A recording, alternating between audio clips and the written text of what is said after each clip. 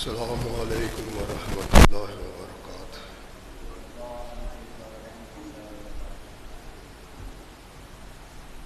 الحمد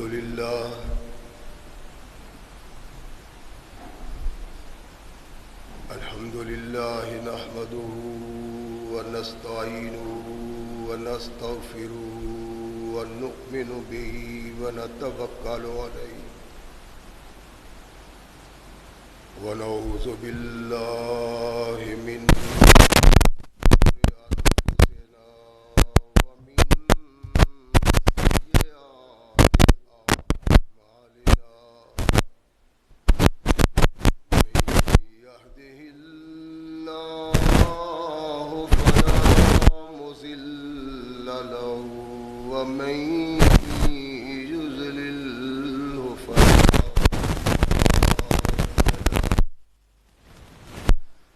ونشهد أن لا إله إلا الله وحده لا شريك له ونشهد أن محمدا عبده ورسوله أما بعد فأحسن الحديث كتاب الله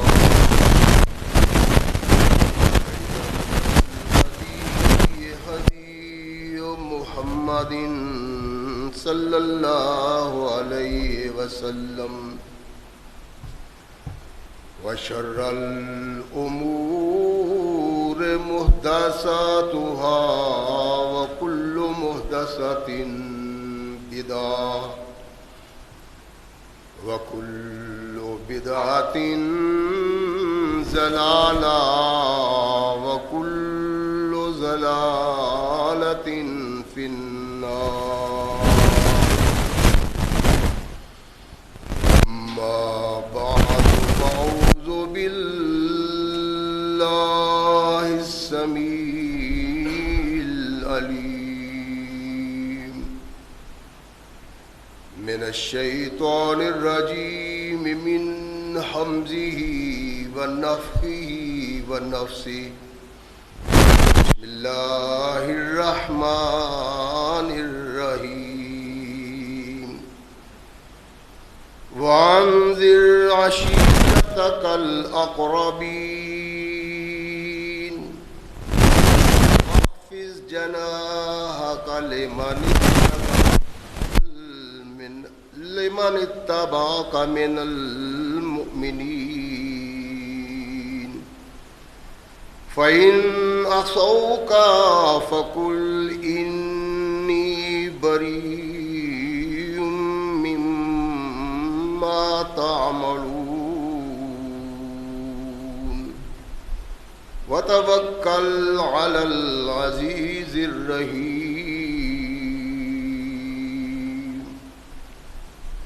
صدق اللہ مولانا العظیم وصدق رسولہ النبی الکریم. ہر قسم کی حمد و ثنا، تعریفات و توصیفات اس خالق و مالک کے لیے ہیں جس نے اس ساری کائنات کو تخلیق دیا اور اس کی حسن و آبادی کے لیے حضرت انسان کو تخلیق فرمایا. کروڑوں درود و سلام اس ہستی اقدس و مقدس پہ کہ جس کا نام نامی اسم گرامی ہے محمد. لاکھوں رحمتیں ان نفوس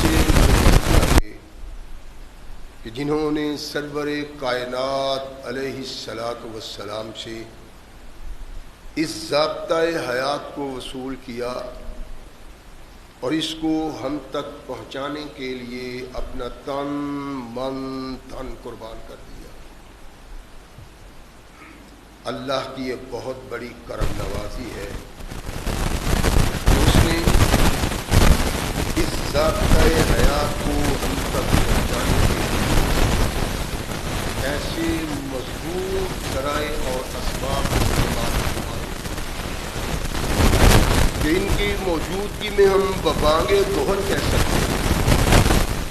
یہ ضابطۂ حیات جو آج قرآن کی صورت میں ہمارے ہاتھوں میں موجود ہے، یہ وہی ضابطۂ حیات ہے جو آج سے کم و بیش 1450 سال پہلے نبی کائنات رسول ثقلین حضرت محمد رسول اللہ صلی اللہ علیہ وآلہ وسلم کے اللہ ہم جس قدر اس کا شکریہ ادا کریں کمال حق اس کا شکریہ ادا نہیں ہو سکتا، اس لیے کہ یہ ضابطۂ حیات دستور ہے کہ اگر انسان اس سے تعلق پیدا کر لے تو یہ قرآن اس کی دنیاوی زندگی میں ایک عظیم انقلاب پیدا کر دیتا ہے، اور اگر اس کو اپنے جسم و روح پہ جاری اتاری کر لیا جائے تو یہی وہ ذاتۂ حیات ہے جو انسان کو دنیا کے ساتھ ساتھ عقبہ کی کامیابی کی ضمانت بھی دیتا ہے۔ مگر صدحیف ایسے ضابطۂ حیات کی موجودگی کے باوجود آج ہم تختہ عرض پہ اتنی بد نصیبی کی زندگی بسر کر رہے ہیں کہ کوئی قوم ہم سے بڑھ کے بد نصیب نہیں۔ اس کا سبب کیا ہے؟ اس کو ڈھونڈنے کے لیے زیادہ تودع کی ضرورت نہیں، صرف چند لمحات اپنے اندر جھانکنے کی ضرورت ہے۔ اندر سے آواز آئے گی کہ ہماری اس بد نصیبی کا سبب کیا ہے۔ خالق کائنات نے انسانیت پہ ایک بہت بڑا احسان کیا، وہ احسان محمد رسول اللہ صلی اللہ علیہ وسلم کی ذات گرامی تھی۔ آدم سے لے کر عیسیٰ علیہ السلام تک جتنے بھی انبیاء آئے ان کا وقار، ان کی شخصیت، ان کا شرف و فضل اپنی جگہ پہ بہت بلند ہے، لیکن سلسلہ انبیاء اور رسول اللہ کی آخری کڑی رحمت کائنات محمد رسول اللہ صلی اللہ علیہ وسلم ہے، جس جیسا اس کائنات میں اللہ نے دوسرا انسان پیدا ہی نہیں کیا۔ وہ خوش نصیب قوم ہم ٹھہرے جن کو محمد رسول اللہ صلی اللہ علیہ وسلم جیسی شخصیت سے، لیکن اس بنیاد پہ جتنے خوش نصیب تھے ہم، اتنے ہی بد نصیب ٹھہرے کہ جو مرتبہ اور مقام قرآن اور محمد رسول اللہ کی اطاعت نے ہمیں دینا تھا، جس مقام پہ پہنچانا تھا، آج ہم اس سے محروم ہیں۔ سبب اللہ کے قرآن سے دوری اور محمد رسول اللہ صلی اللہ علیہ وسلم سے پہلو تہی۔ آج بھی اگر ہم ویسے قرآن سے متعلق ہو جائیں، محمد رسول اللہ سے تعلق پیدا کر لیں، تو وہی عزت، وہی شرف، وہی مقام ہمیں مل سکتا ہے جو قرآن کے پہلے حاملین محمد رسول اللہ کے صحابہ کو ملا۔ رحمت کونین علیہ الصلوۃ والسلام ایک دفعہ اس قوم کی بڑی تعریف کر رہے ہیں۔ آنے والے لوگ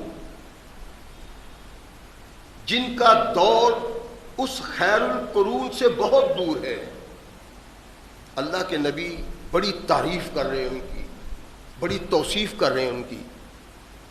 صحابہ پریشان ہوئے، اللہ کے نبی اب اتنی تعریف ان کی کرتے ہیں کیا واقعی وہ اس مقام اعلیٰ و بالا پہ ہیں جو آپ بیان فرما رہے ہیں؟ ارشاد فرمایا ہاں. کس طرح یا رسول اللہ؟ ارشاد فرمایا اس طرح کہ تمہارے پاس، تمہارے اندر میں موجود ہوں، تمہاری رہنمائی کرنے والا، تمہیں راہ بتلانے والا، تمہیں ہدایت دینے والا. تمہارے معاشرہ میں نیکی سے تعاون کرنے والے لوگ موجود ہیں، تمہارے معاشرہ میں بدی سے نفرت کرنے والے لوگ موجود ہیں، اور تم اس مقام پہ ہو جن کے پاس نہ میں ہوں گا، نہ نیکی کے معاون ہوں گے، نہ بدی کی راہ میں رکاوٹ ہوں گے. اگر وہ تمہاری جیسی زندگی بسر کریں تو ان پہ فخر نہ کروں تو کس پہ فخر کروں؟ یعنی رحمت کونین محمد رسول اللہ کے نزدیک ہم بہت قابل فخر لوگ. کیا ہمارا کردار وہی ہے جو قابل فخر لوگوں کا ہونا چاہیے؟ مکہ کی وادی میں محمد رسول اللہ صلی اللہ علیہ وسلم نے آواز بلند کی، ایھا الناس قولوا لا الہ الا اللہ. لوگوں، اپنی زبان سے توحید کا اقرار کرو اور اپنے کردار سے اس کو ثابت کرو. تفلحو، فلاح پا جاؤ گے، نجات پا جاؤ گے، کامیابی پا جاؤ گے. یہ آواز آج تک مکہ کی رہنے والی بستی میں کسی نے سنی نہیں تھی، بلکہ پورے عرب میں کوئی اس سے واقف ہی نہیں تھا. عجیب آواز ہے، عجیب طرف بلایا جا رہا ہے. لوگ بڑے دبے دبے ہیں، پیچھے پیچھے رہتے ہیں کہ یہ محمد کی زبان سے کیا نکلا ہے صلی اللہ علیہ وسلم. لیکن کچھ خوش نصیب لوگ اس طرف بڑھتے بھی ہیں. رحمت کائنات محمد رسول اللہ صلی اللہ علیہ وسلم نے جب آواز توحید بلند کیا تو آسمان سے جبریل آیا کہ میرے محبوب انذر عشیرتک الاقربین، ان لوگوں کو ڈرانے سے پہلے اپنے عزیز و اقارب کو ڈراؤ، ان کو بتلاؤ تمہاری کیا حیثیت ہے، انہیں سمجھاؤ تم کیا چاہتے ہو، انہیں بتلاؤ اس دنیا میں آنے کا تمہارا مقصد کیا تھا اور اس دنیا میں رہ کے عاقبت کو کس طرح بنانا ہے. اللہ کے نبی محمد رسول اللہ صلی اللہ علیہ وسلم نے اپنے عزیز و اقارب کو پیغام بھیجا کہ میری بات سن لو. لوگ بات سننے کے لیے اکٹھے ہوئے. سارے چچا، ان کی اولاد بنو ہاشم، اللہ کے نبی علیہ السلام نے ارشاد فرمایا مجھے اللہ نے بطور رسول منتخب کیا ہے اور میں تمہاری طرف اس لیے آیا ہوں کہ تمہیں جنت کا راستہ بتلاؤں، تباہی اور بربادی کے راستے سے محفوظ رکھوں. اس دنیا کا انجام جنت اور جہنم ہے.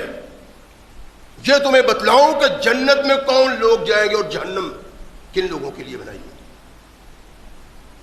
تو اس سلسلہ میں پہلی کڑی یہ ہے کہ قولوا لا الہ الا اللہ، کہو کہ اللہ کے علاوہ کائنات میں کوئی نہ قوت رکھتا ہے، نہ طاقت رکھتا ہے، نہ اس کے اختیار میں کچھ ہے، نہ وہ کچھ کر سکتا ہے، نہ بنا سکتا ہے، نہ بگاڑ سکتا ہے. اس کائنات میں اگر یہ کسی کو طاقت ہے تو وہ اللہ کی ذات ہے. ایسا سننا ان کے لیے آگ لگانے کے مترادف تھا. یہی سبب ہے کہ اپنوں نے، عزیزوں نے، اقارب نے، چچاؤں نے کہا کہ محمد صلی صلی اللہ علیہ وسلم تبت یدا کا، تیرے ہاتھ ٹوٹ جائیں، اس لیے ہمیں تو نے بلایا ہے کہ ہمیں اپنے آباء و اجداد کے دین سے دور کر دو. ایسا نہیں ہو سکتا. اللہ ہے، اس میں شک کی گنجائش نہیں، لیکن اللہ کے ساتھ ساتھ اللہ کے مقرر کیے ہوئے یہ بھی ہیں جن سے تعلق کے بغیر اللہ کے پاس نہیں پہنچا جا سکتا. اللہ سب کچھ کرتا ہے، لیکن ان کی معرفت ارشاد فنا نہیں. کائنات کا واحد خالق و مالک ہے، اور وہ ہر عمل کرنے میں، ہر کارنامے میں کسی کا محتاج نہیں ہے. ساری کائنات کے انسان اس کے محتاج ہیں. عزیز و اقارب نے، خاندان والوں نے، رشتہ داروں نے رحمت کونین محمد رسول اللہ صلی اللہ علیہ وسلم کو برا کہا اور جگہ کو چھوڑ دی. ایک بچہ تھا 5-6 سال کا جس نے کہا میرے آقا ہر قدم پہ آپ کا ساتھ دوں گا اور کبھی پیچھا دے کے نہیں بھاگوں گا. وہ کون خوش نصیب تھا؟ ابی طالب کا بیٹا علی المرتضی رضی اللہ تعالیٰ. بچپن میں جہاں آباء اجداد نے، بزرگوں نے، بڑوں نے، محبت کرنے والوں نے، پیار کرنے والوں نے محمد کائنات محمد رسول اللہ صلی اللہ علیہ وسلم سے اس تعلق کا اظہار کرنے کی بجائے باشکاف الفاظ میں اس سے اختلاف کیا. ان اختلاف کرنے والوں میں ایک شخص تھا جو چھوٹا سا بچہ تھا، لیکن بات اس کے منہ سے وہ نکلی کہ اس نے خود اپنی زبان سے نہیں نکالی بلکہ اللہ نے نکالی تھی. اور پھر اس اپنے نقشہ میں جو رنگ علی المرتضیٰ نے بھرا ہے، کائنات میں کوئی شخص ایسا رنگ بھر سکتا ہے اپنے بنائے ہوئے نقشہ میں. حالات آگے بڑھتے گئے، اختلاف بڑھتا گیا، دشمن بڑھتے گئے، ظلم و بربریت بڑھتی گئی. کونین کے آقا محمد رسول اللہ صلی اللہ علیہ وسلم نے ارشاد فرمایا اپنی ساتھیوں کو کہ جاؤ اس جگہ کو چھوڑ دو، اس شہر کو چھوڑ دو، اس بستی کو چھوڑ دو. یہاں توحید کا درخت بارآور نہیں ہونے کو، تم وہاں چلے جاؤ جہاں تمہیں کچھ لوگ ایسے ملیں گے جو تمہارے راستے میں رکاوٹ نہیں بنیں گے. ہجرت کر جاؤ. صحابہ ہجرت کر رہے ہیں. اللہ کے نبی محمد رسول اللہ صلی اللہ علیہ وسلم ان لوگوں میں تبلیغ کر رہے ہیں. مار کھائی، پتھر کھائے، گالیاں سنی، لیکن اس بد نصیب قوم کو وہ دیا جس کا ان کو احساس نہیں تھا، ان کو ادراک نہیں تھا. جس کو ہوا وہ اس دنیا میں بھی کامیاب ہو گیا اور اس کی آخرت میں کامیاب. اللہ کے نبی علیہ الصلوۃ والسلام کے سب اور ڈالا ہوا ہے ان کا. اللہ کے نبی کی بیٹی آتی ہے، اللہ کے نبی بابا یہ ظلم کیوں؟ ارشاد فرمایا بیٹا تیرا بابا انہیں جنت کی طرف بلاتا ہے اور یہ جہنم کی طرف بھاگ بھاگ کے جا رہے ہیں. چاہتا یہ ہوں کہ یہ بچ جائیں. وہ کائنات کا رہنما، وہ قائد جس کی زندگی کا مقصد یہ تھا کہ لوگ آگ سے بچ جائیں، لوگوں کو اللہ کا تعارف ہو جائے، لوگ اس راستہ کو اختیار کر لیں جس کا انجام جنت ہے اور اس راستے سے محفوظ رہ جائیں جس کا انجام جہنم ہے. سنتا کوئی نہیں، مانتا کوئی نہیں. اس بچے نے گھر والوں میں نہ کوئی چچا، نہ کوئی بھائی، نہ کوئی بھتیجا، کوئی بھی محمد الرسول اللہ کی آواز پہ لبیک نہیں کہتا. خاندان ہاشم میں اگر کوئی تھا جس نے محمد رسول اللہ صلی اللہ علیہ وسلم کی آواز پہ لبیک کہا وہ علی المرتضیٰ کی ذات تھی. اور پھر جو بچپن میں کہا اس کو نبھایا اس انداز سے کہ کائنات میں کوئی دوسرا نبھا بھی ویسے نہیں سکتا. صحابہ ہجرت کر گئے، رحمت کائنات منتظر ہیں.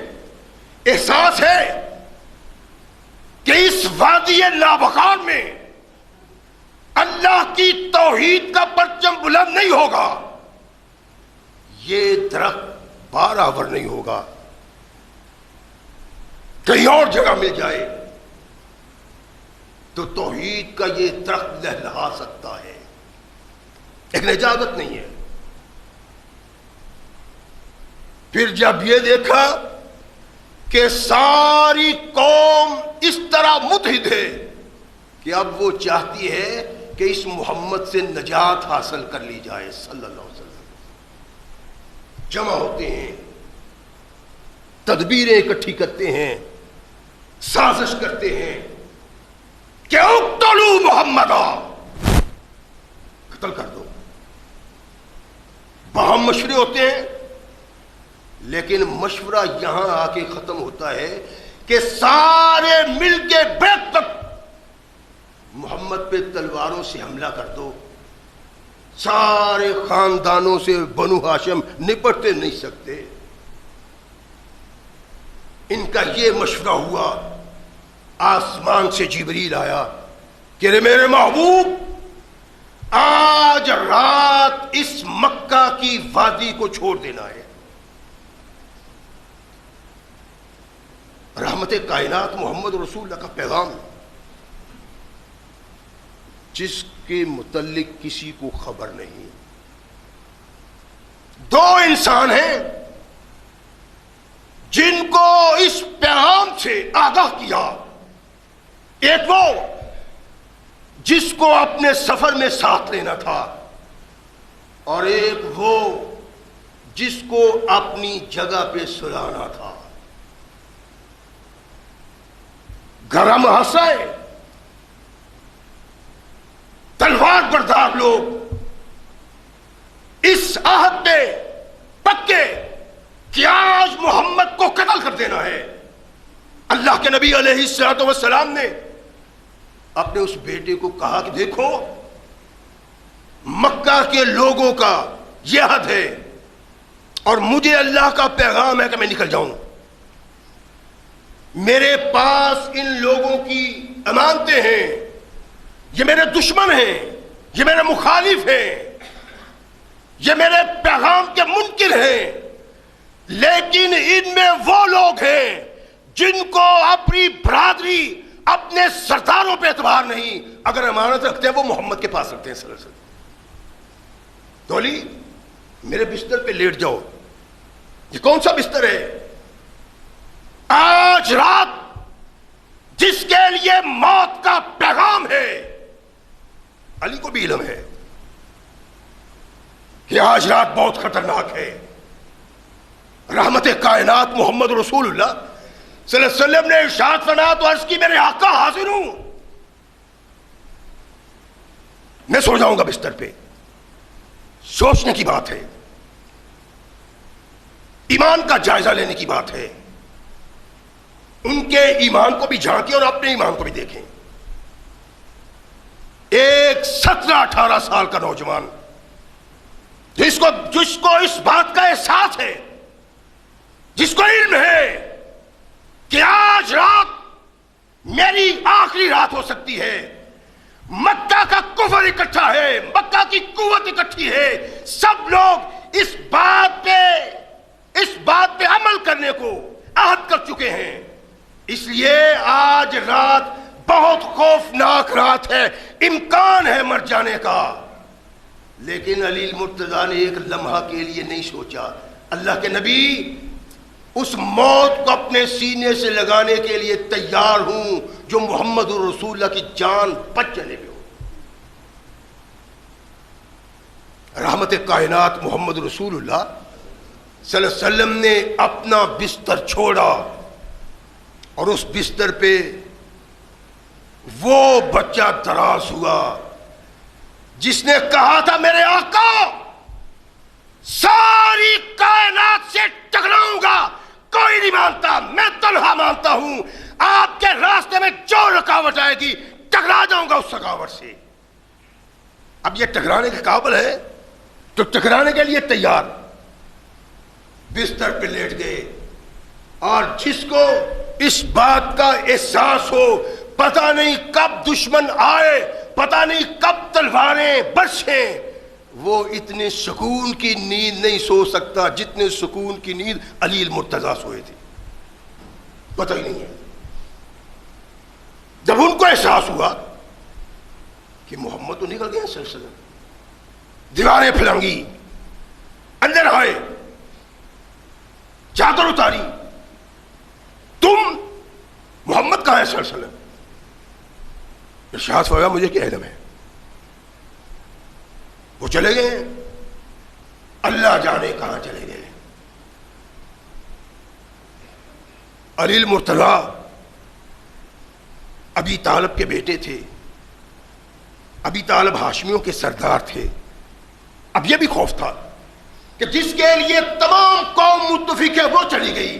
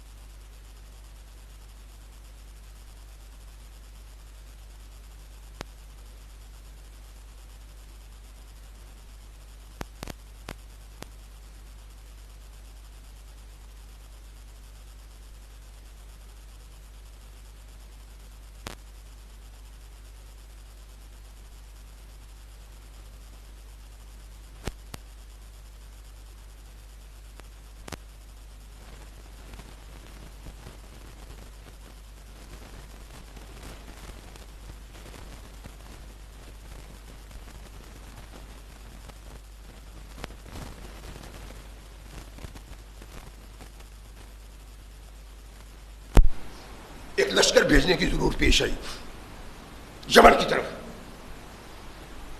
یمن میں پہلے بھی فتوحات ہیں. ثقلین کے تاجدار محمد رسول اللہ صلی اللہ علیہ وسلم نے علی المرتضیٰ کو اس کا سردار بنایا کہ جاؤ. ٹھیک ہے یا رسول اللہ جاتا ہوں.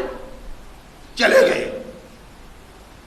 حدیث کی سند پہ غبار ہے لیکن محمد رسول اللہ اس میں پیار ہے. جاؤ علی. چلے گئے. اللہ کے نبی نے یہ پہلا لشکر نہیں بھیجا, پہلی جماعت نہیں بھیجی, بیسوں سینکڑوں جماعتیں بھیجی. ان کو اللہ کے سپرد کر دیا کہ جاؤ اللہ کے لیے, اللہ کے دین کے لیے, محمد کے دین کے لیے, آگے بڑھانے کے لیے اپنا کردار. یہ بھی منتخب شدہ انسان ہے. علی گئے. اللہ کے نبی نے ہاتھ اٹھا لیا اور کہا اللہ لا تمتنی حتی ترینی علی. اللہ میں نے علی کو تیرے سپرد کر دیا ہے لیکن یہ میری درخواست یاد رکھنا کہ محمد نہیں چاہتا کہ اس جان کو چھوڑ جائے اور علی اس کے پاس نہ ہو. لا تمتنی حتی ترینی علی. اللہ مجھ کو تب تک موت نہ دینا جب تک میں علی کو دیکھ نہ لوں. کائنات کے آقا محمد رسول اللہ صلی اللہ علیہ وسلم کی دعا مانگنے کا سبب کیا ہے؟ اللہ قرآن میں شہیدوں کی بات کرتا ہے, عظمت کی انتہا کر دیتا ہے. رسول شہیدوں کی بات کرتا ہے, وہ کہتا ہے سب سے پہلا قطرہ زمین میں خون کا زمین پہ گرنے سے پہلے یہ جنت کا وارث بن جاتا ہے, جنت کا محل دکھا دیا جاتا ہے. علی المرتضیٰ کے متعلق محمد رسول اللہ صلی اللہ علیہ وسلم نے یہ کیوں دعا کی؟ اس کا مقصد یہ تھا کہ کائنات کے آقا محمد رسول اللہ صلی اللہ علیہ وسلم چاہتے تھے کہ میری زندگی میں علی کو کوئی پریشانی آنی نہیں چاہتی. یہ محبت کا ایسا فکر تھا, ایسی سوچ تھی جس سے احساس پیدا ہوتا تھا کہ یہ کوئی وہ شخصیت ہے جو محمد رسول اللہ کی انتہائی محبوب شخصیت ہے, مطلوب, مقصود. اللہ کے نبی علیہ الصلوۃ والسلام اس قدر محبت کرتے تھے کہ صحابہ کو اس کا احساس تھا اور صحابہ علی المرتضیٰ کی بہت عزت کرتے تھے, بہت وقار کرتے تھے.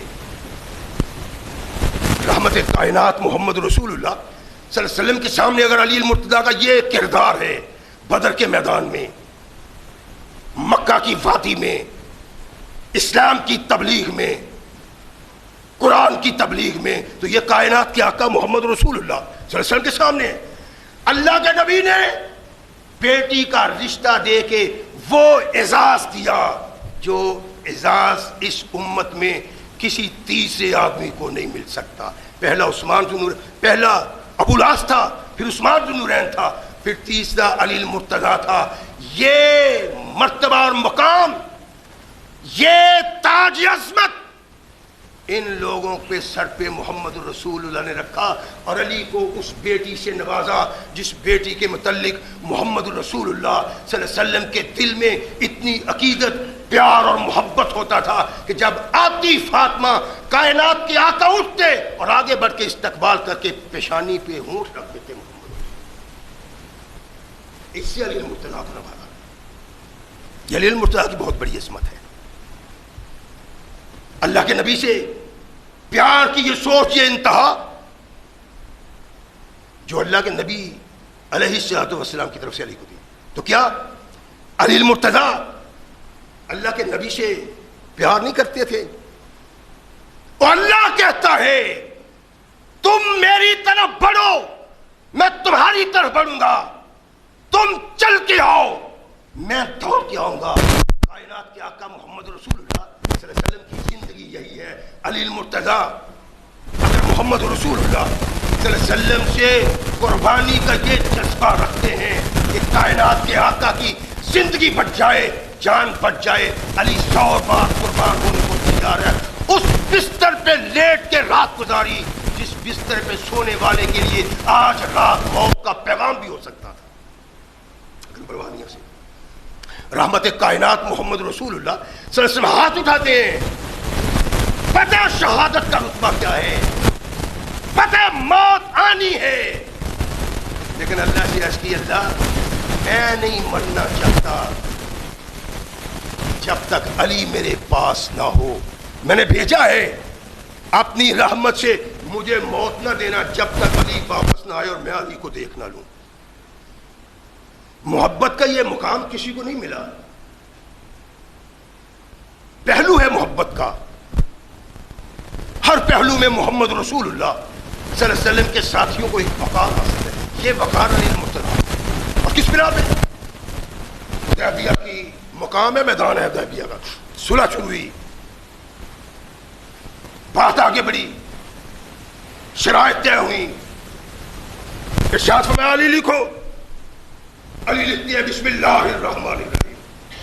سہیل کہتا ہے محمد صلی اللہ علیہ وسلم ومن الرحمن ومن رحیم لا علم الرحمن ولا رحیم. یہ کیا ہے؟ یہ نہیں, بلکہ لکھو بسم کا اللہم. یہ دستور تھا عرب کا کہ وہ جب تحریر لکھتے تھے, معاہدہ لکھتے تھے, تو اس میں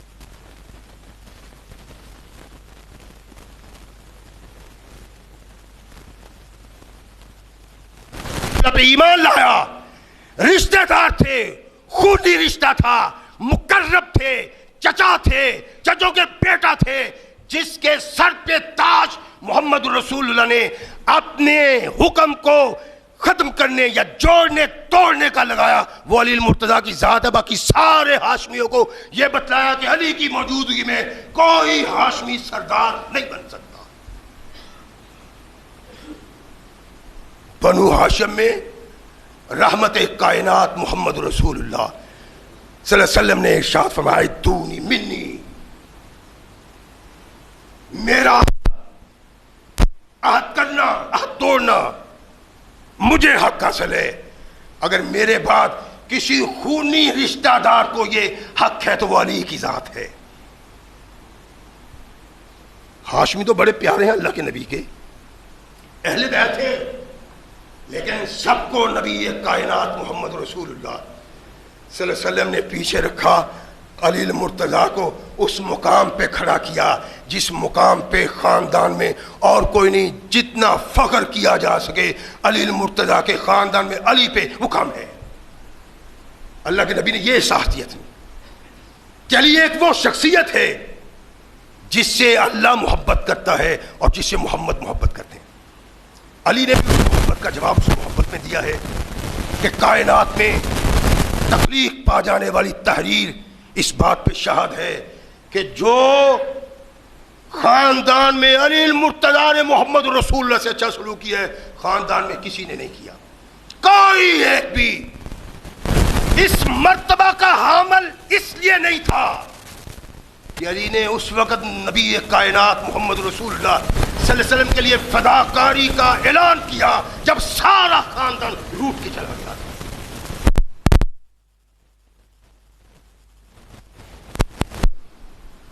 صلی اللہ علیہ وسلم نے ارشاد فرمایا، علی المرتضیٰ بیٹھے ہوئے ہیں اور بھی صحابہ ہیں، علی لا یحب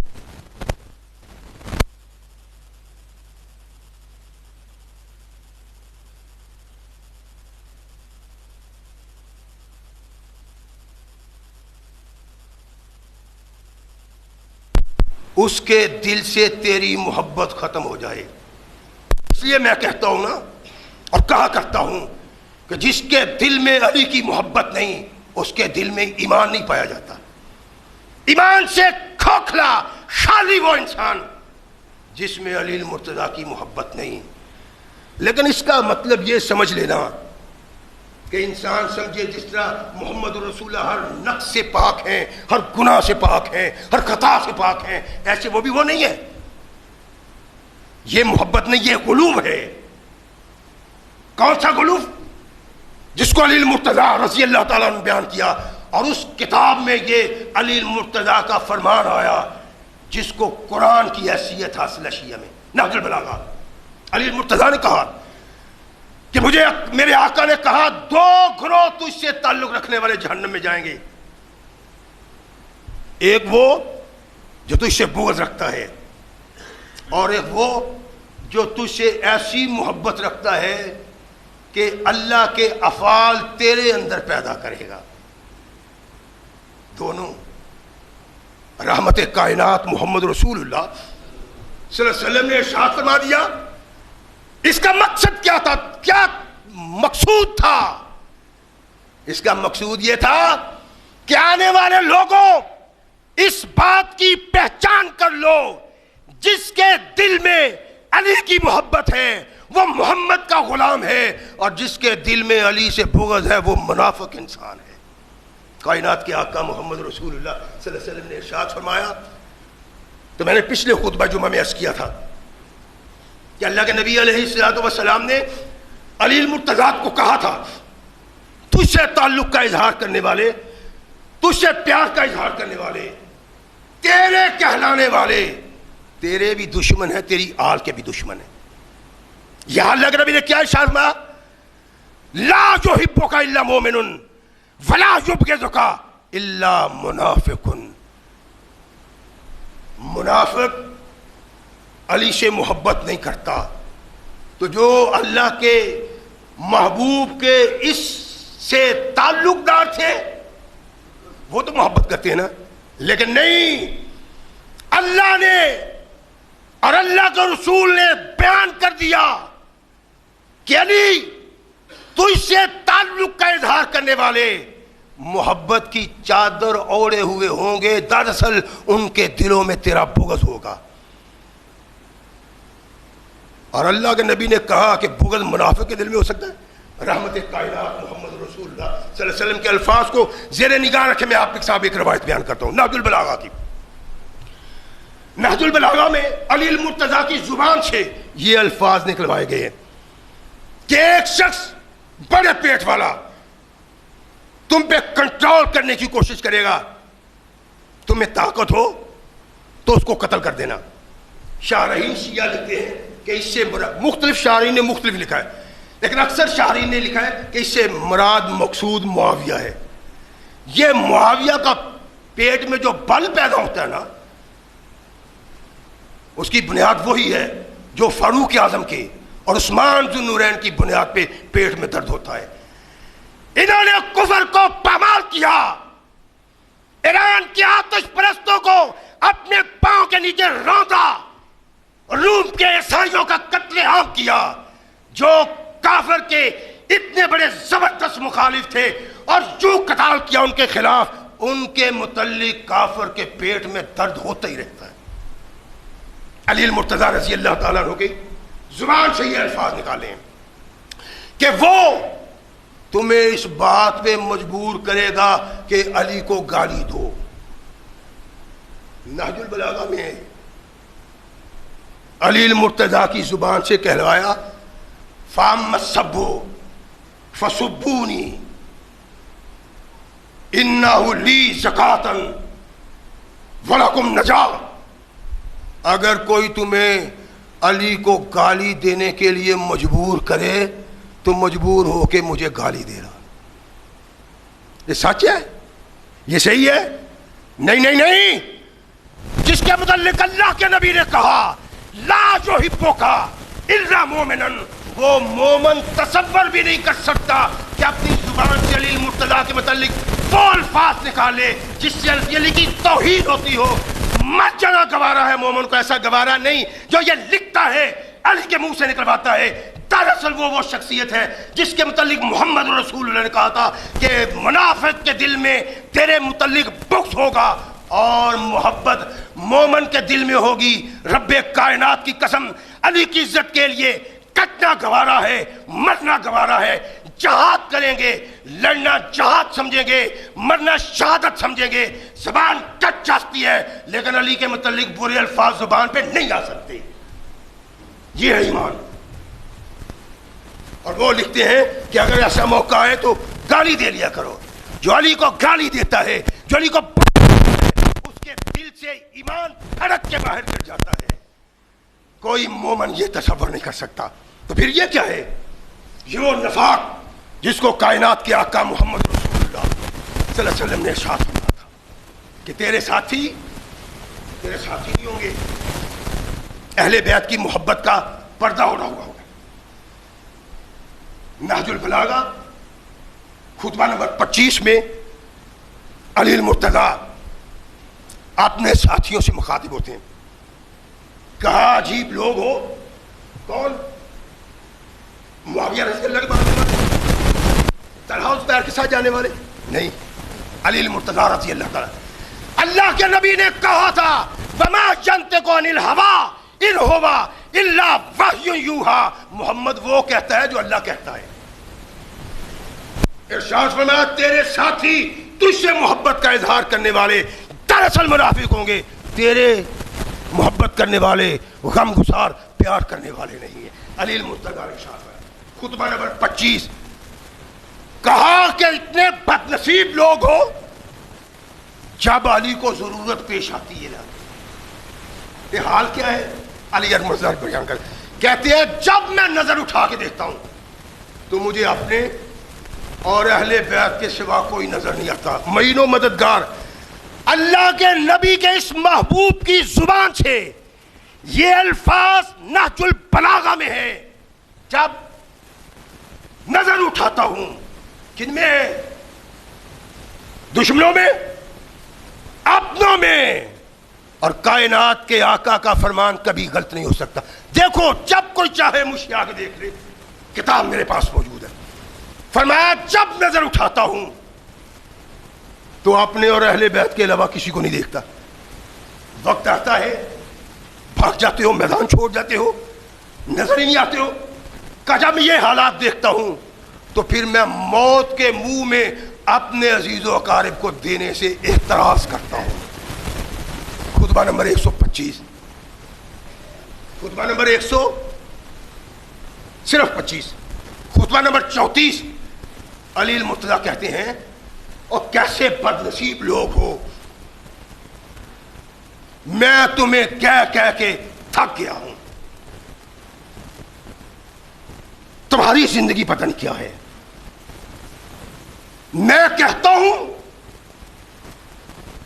تمہارے کان بولے ہیں, سنتے نہیں ہو. ارشاد فرمایا بد نصیبو,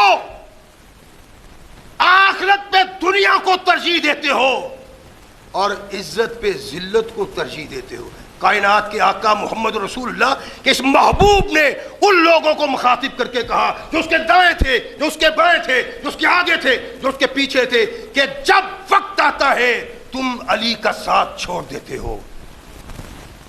ارشاد فرمایا کہ جب میں تمہیں میدان جنگ میں نکلنے کے لیے بلاتا ہوں, فرمایا تمہاری آنکھیں اس طرح گردش کرتی ہیں جیسے کسی پہ موت کی بے ہوشی تاری ہو.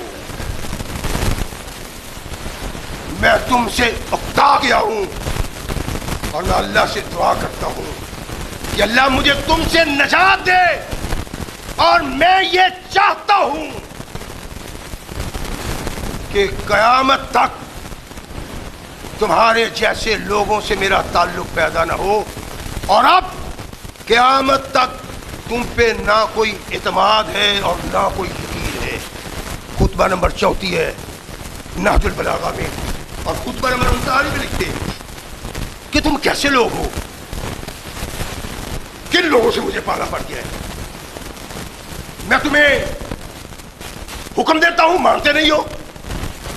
آواز دیتا ہوں, سنتے نہیں ہو. تمہارے ایمان, تمہارا تعلق, مجھ سے محبت سب جھوٹ ہے. تم تو علی کے دوست نہیں بلکہ علی کو پریشان کرنے والے ہو. یہ عام لوگوں کی بات نہیں ہے. سارے علی سے تعلق رکھنے والے وہ لوگ, میں دوسرے جمعہ میں جوڑ کیا تھا کہ اہل بیت کی محبت کی چادر ہو کے یہ لوگ دراصل اہل بیت کے قتال کے خواہشات ہیں. شیعہ کا کی کتابوں سے ملتا ہے یہ اہل بیت کی محبت اوڑھنا, چادر اوڑھنا صرف دکھاوا تھا, وگرنہ وہ اس کے بغیر اہل بیت محمد کو پریشان نہیں کر سکتے تھے اور قتل نہیں کر سکتے تھے. محبت کیا ہی نہیں. علی المرتضیٰ رضی اللہ تعالیٰ عنہ, سیدہ عائشہ صدیقہ, طلحہ و زبیر رضی اللہ تعالیٰ عنہ پیغام بھیجتے ہیں کہ آخر تمہارے آنے کا سبب کیا ہے, کیوں آئے ہو, کیا چاہتے ہو. لوگوں کو اکٹھا کیا جائے, قرآن کی بنیاد پہ, محمد کے فرمان کی بنیاد پہ, قتال لڑائی نہ ہو, صلح صفائی ہو. علی المرتضیٰ کا پیغام پر جب یہ پیغام لے کے آتا ہے تو علی المرتضیٰ نے تیاری کی کہ طلحہ و زبیر سے ملاقات کرنی چاہیے, بس نہ جا کے. علی المرتضیٰ نے اس بات کا اعلان کیا, ارشاد فرمایا کہ میں کل ان کے پاس جا رہا ہوں, تم بھی تیاری کرو. صرف وہ لوگ, غور فرمائیں الفاظ پہ, البدایہ والنہایہ میں علامہ ابن کثیر نے یہ لکھا ہے, صرف وہ لوگ میرے ساتھ نہ جائیں جو قتل عثمان میں شامل تھے یا جنہوں نے کسی بھی صورت میں ان سے معاونت کی تھی, وہ لوگ نہ میرے ساتھ جائیں. علی المرتضیٰ نے یہ اعلان کیا تو علی المرتضیٰ کے جرنیل اکٹھے ہوئے. کون؟ جن کا تعلق تھا اس قتل سے. اشتر نقی بڑے تقیہ کی چادر اوڑھنے والے، بد کردار، بد نصیب اہل سنت کہلانے والے اشتر کو بڑا ہیرو بنا کے پیش کرتے ہیں. تم نے کبھی کوئی کتاب پڑھی ہو تو پھر ہے نا. اشتر، شریح، عبداللہ بن سبا یہ اکٹھے ہوئے اور مورخ لکھا کہ 2500 آدمی ان کے ساتھ تھا. وہاں آپس میں گفتگو کرتے ہیں کہ دیکھا تم نے علی نے کیا کہا ہے کہ وہ لوگ ہمارے ساتھ نہ جائیں. اس کا مطلب یہ ہے، کون کہتا ہے؟ علی المرتضیٰ کی فوج کا جرنیل سپہ سالار، جس کے لیے بد کردار تقیہ کی چادر اوڑھنے والے سنی برسرعام بکواس کرتے ہیں، الزام و اتہام لگاتے ہیں اور اس خبیث انسان کو ہیرو بنا کے پیش کرتے ہیں. تاریخ میں کبھی تمہاری نگاہ نہیں پڑی، حدیث میں کبھی تمہاری نگاہ نہیں پڑی. تمہیں کیا پتا یہ کون ہے؟ محض اس لیے کہ علی المرتضیٰ کا سپہ سالار تھا.